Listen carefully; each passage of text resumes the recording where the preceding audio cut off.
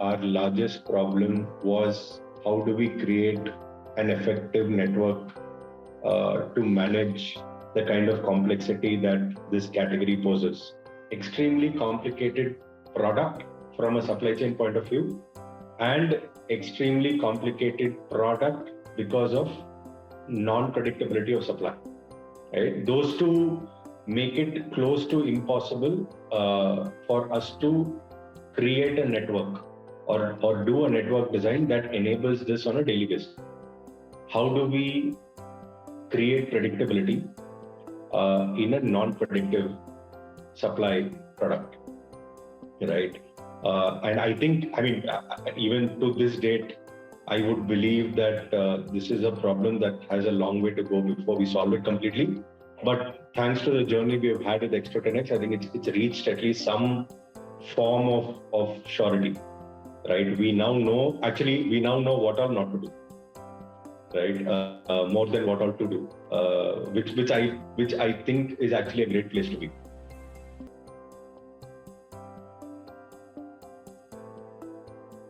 Like I said, if you ask me, the single biggest thing that this exercise has taught us is when you're not clear about, or when there are 100 choices to make, it is more important to know the 80 you won't make than the 20 you will make, right? Very important, because the amount of money and time you will waste on the 80 is worth gold, right? So I think that was the iterative process that we kind of adopted at the beginning.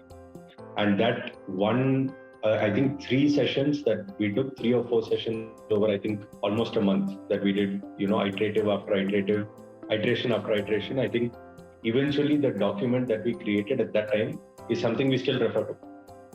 Right? Even though the world has evolved, even though our supply chain has evolved, even though we have actually grown almost 4x in the last 6 months, that document is fairly, it's almost like an index that we can keep going back to saying, oh yeah, we had discussed this, and we shouldn't be doing this, and we should be doing that, which I felt wasn't the best 3-4 fruitful sessions that I've had with any partner across multiple partners that I've worked with in different functions.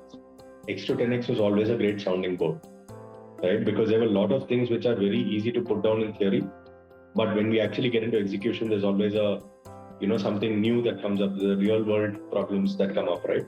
And when we started doing that, and when these problems came up, it was always nice to go back and say, hey, we had decided this, but now we are doing this, and now this looks like this, what do we do, right? And I believe that journey is extremely, it's almost like having somebody who's an expert on board, who only is there to listen and solve problems for, rather than, just tell you what to do all the time, always, right? So it's almost like a good sounding board to have. So that I think was a great help throughout the last 6-7 months. One big direction point that we got after working with Extro 10X is what should our org look like? And as you know, in any ops-driven org, people make all the difference, and org structure makes all the difference, right? So irrespective of what your vision is, what your mission is, how good you are at execution, you need people to execute. You need a certain org structure to execute. You need somebody who will turn that theory into reality.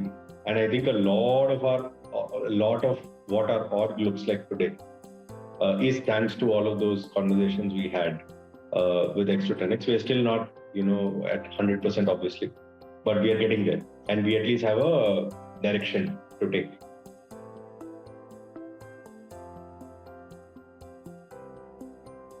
Just purely output point, we now have a network design, which is almost 24 months out, right? Which I can just follow for the next 24 months.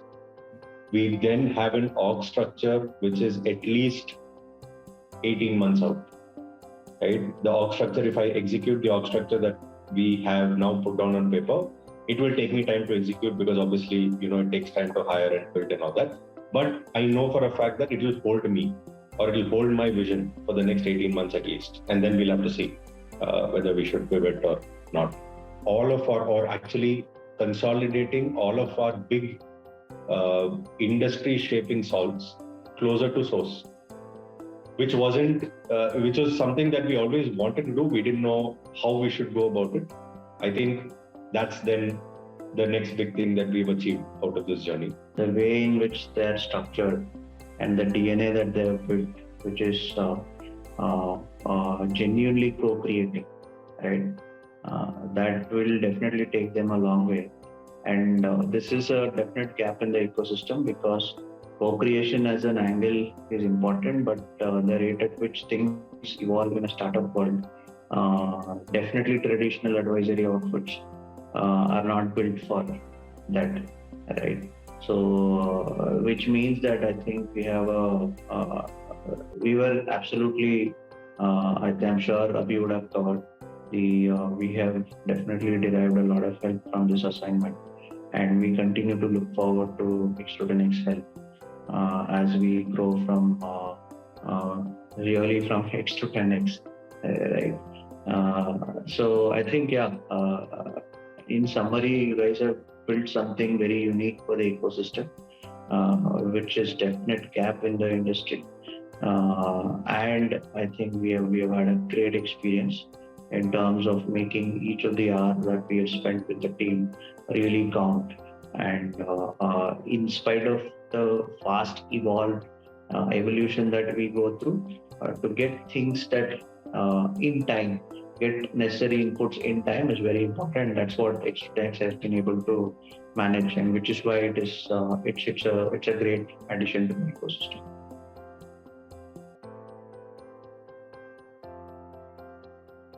The whole approach that they brought in to kind of look at it from a 360-degree comprehensive manner, that was really helpful. So I think as a founder, what it helped me is that it gave me a lot of peace, because somewhere I felt that okay, everything is kind of covered in here. So I know what needs to be done. So that clarity brings that kind of peace to a founder's approach, which is what this whole exercise helped me from a business standpoint. It gave us a lot more conviction and high velocity of execution. When you have high clarity, right, you just go out and execute as fast, right? I think one example is that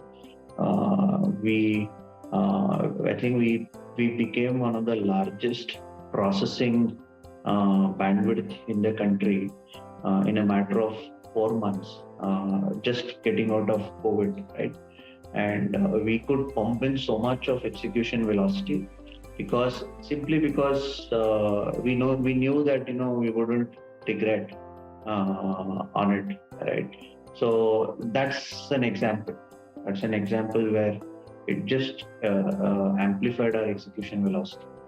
I would 100% recommend, right? And I think it is great and refreshing to have an external perspective. It's always good to have somebody who doesn't know your supply chain at all come and look at it in a very objective, neutral way, and then suggest, how we can get better or what are the choices to avoid, right? So that for me is a 10 on 10 in terms of me recommending this to. In fact, I think I already have to quite a few. Extremely high on ownership and involvement, right? To the extent where I think a lot of people in our org assumed that they were part of our team, right? Because we used to actually get them to talk to multiple people in our supply chain team to understand how the systems work today, what do we do, how does this work? And everybody, at some point, I remember somebody in my team asking me, is Pawan not part of this meeting? And I was like, no, he doesn't work for us. So I think some of those are clear examples of how involved they got or how deep they were okay to go